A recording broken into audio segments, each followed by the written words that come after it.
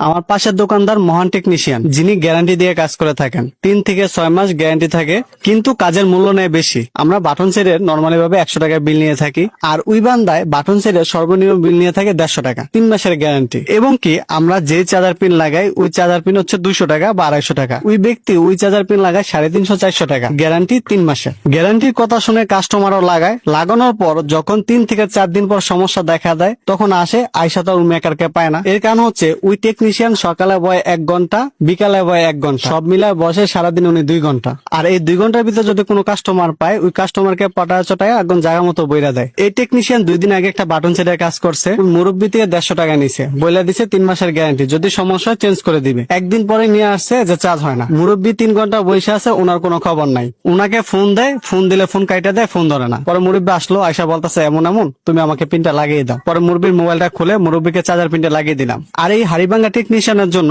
আমাদের টেকনিশিয়ানদের বাস।